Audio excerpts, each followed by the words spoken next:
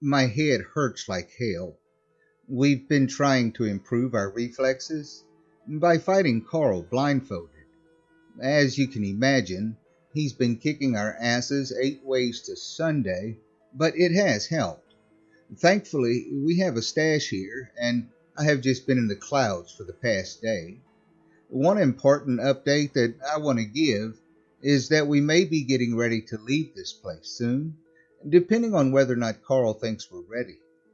Of course, I'll let you all know when we are. For now, though, back to where I left off last week. Of all things I've encountered, I never thought something as simple as a spider would stand out so much. Then again, I've yet to see one as big as the one we saw. This fucker looked big enough to swallow a great white hole and kill the snake with ease.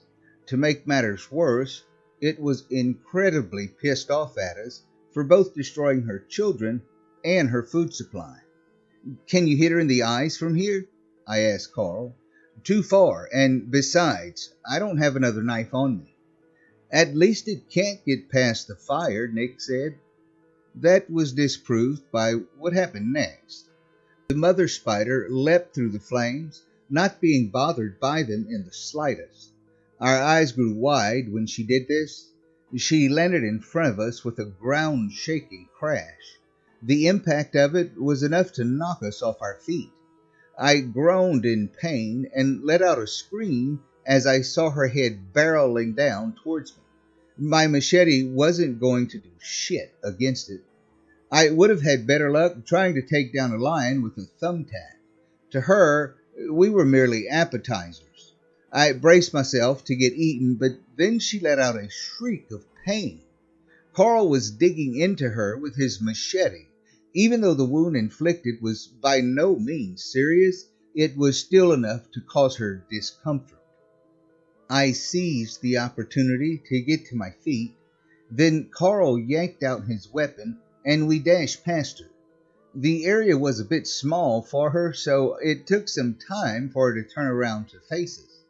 The fire burned away most of the webbing at this point, exposing some previously covered tunnels. Lucky for us, they were too small for the mother spider to fit through. She tried to.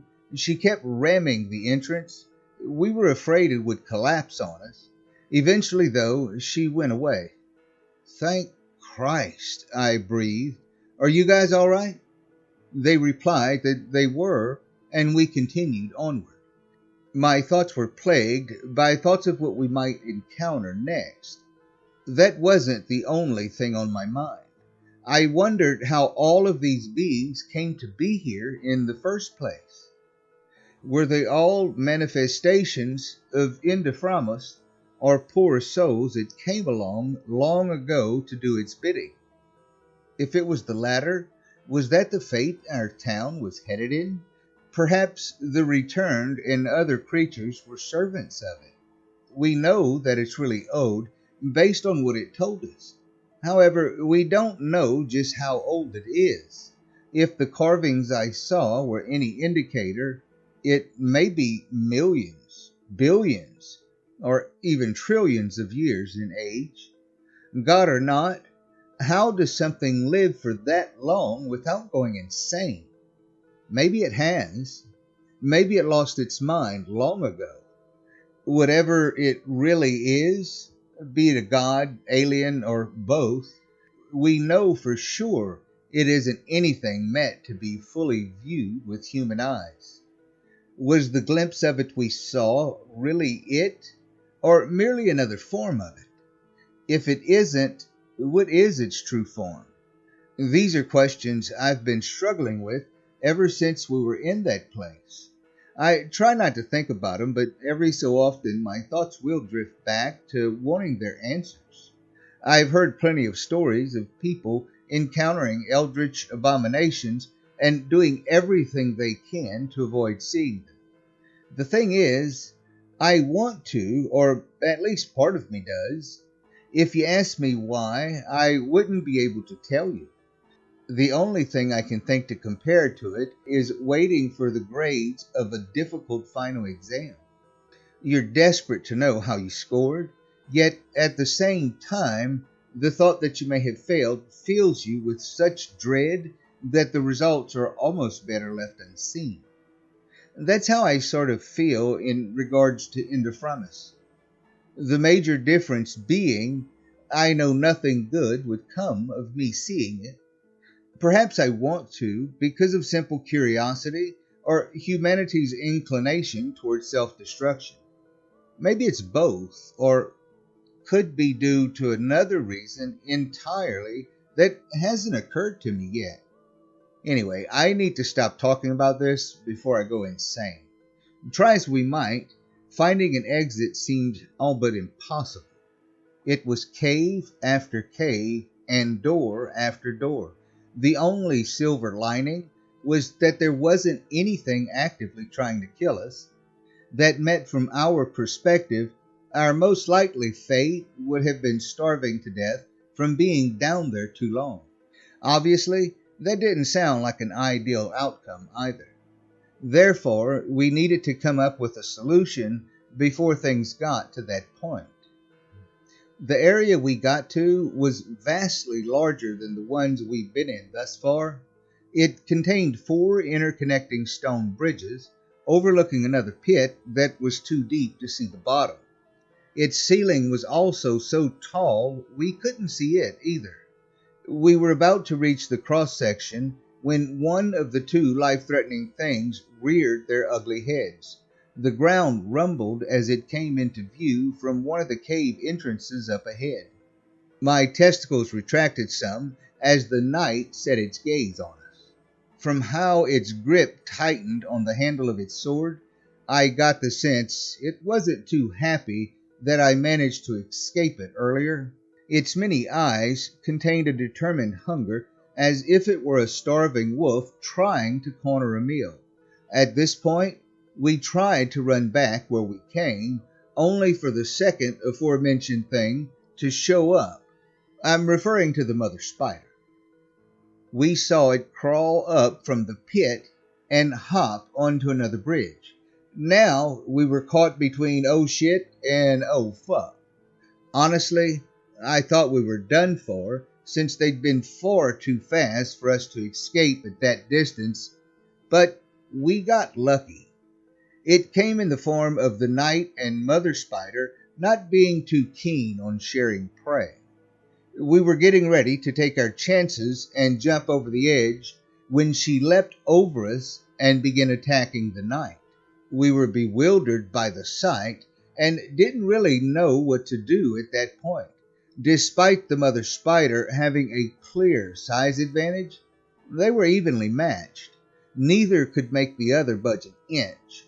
The mother spider took slash upon slash from the knight's sword. Meanwhile, the knight was taking chomp after chomp from her. Blood flew from both parties involved. It got so intense we noticed part of the cave was beginning to crumble around us. We tried to flee back where we came. However, their clash became so intense it knocked us off our feet. Carl dropped the torch, and the flame touched some of the mother spider's blood. To our surprise, it turned out to be extremely flammable.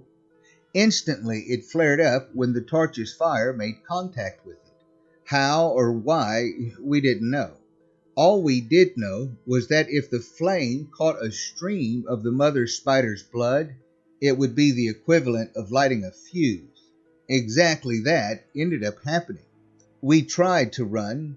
The knight ended up hitting an artery in the mother spider, and its blood sprayed towards us in a stream. We ducked it, however, the torch was so long, its fire touched it. The result was it catching fire and their fight coming to an abrupt end. She exploded into a massive ball of flame, sending the knight flying. We were pretty far away, and the force of it was enough to send us flying as well. We hit the wall, groaning in pain as we slid to the floor. We shook off the pain in time to see the knight, now aflame, plummeting into the abyss below. Not only did we escape the throes of death once again, we also blew it the fuck up. albeit on accident. The sense of accomplishment was short-lived when we realized the cave was now collapsing around us. Any potential exits were covered by debris, so I once again thought we were about to die. Once again, we got really lucky.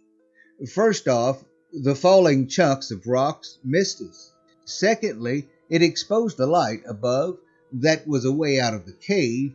And third of all, the debris piled up in a way that allowed us to climb up to it. We were done with that God-forsaken place at last. The joy we felt was enough to make our pain almost unnoticeable.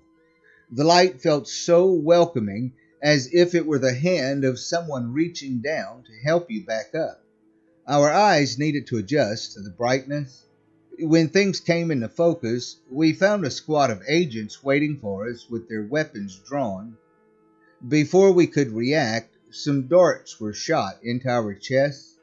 My vision doubled and faded to black as we collapsed to the ground. Yeah, they finally got us, and where we were taken, well, that'll have to wait until next week.